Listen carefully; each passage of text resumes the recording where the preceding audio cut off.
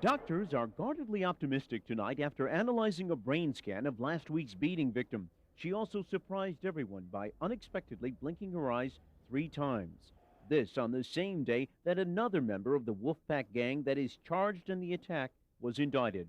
Kevin Richardson is the 8th teenager to be formally connected to this vicious crime. 4 of the other suspects were denied bail today at a raucous hearing that turned into a screaming match. A confrontation between State Supreme Court Judge Carol Berkman and defense attorney Joseph Mack. If Central Park is only for white people, we want you to tell us now. Both defense attorneys refused to follow the judge's order to sit down and be quiet during the hearing. Eventually, court officers armed with billy clubs were called in to restore order. Daddy, ouch. Now. Get your hands off there. Assistant District Attorney Elizabeth Lederer led the fight against bail, saying the crime is the most vicious and brutal in New York today.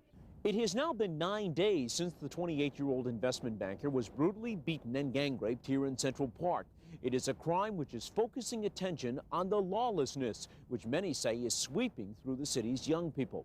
Not since the incident at Howard Beach has a crime dominated the headlines for so long. Today, while attempting to talk to the people in the neighborhood where many of the suspects live, Channel 11 reporter Alec Roberts was attacked with a bottle. I'm sorry. No, he hit your bottle. No, bottle. All right, you're wrong. Let's get out of here. Rushed to Mount Sinai Hospital, he needed 8 stitches to close the wound. We were about to leave when I felt a tremendous crash on the top of my head, a bottle shattering. I thought I was shot. I really did. Police are investigating to see if the attack on Roberts is related or a backlash to last week's attack on the woman who remains on a respirator fighting for her life.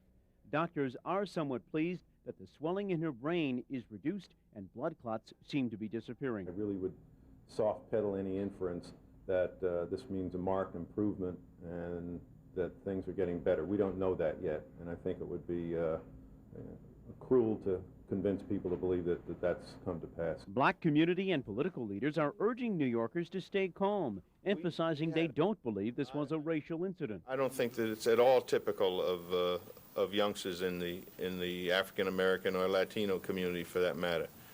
I don't think that's the case, and it did not sound to me as we listened to youngsters that was their attitude. In light of the attack on the Jogger, the Parks Commission and the Roadrunners Club announced plans to make Central Park more secure. There will be more police, especially in the northern remote sections, better lighting, and police used as decoys. But for now, despite all of the pronouncements, the plight of the young woman who lies in a coma is a burden all New Yorkers are sharing. In Manhattan, I'm Ed Miller.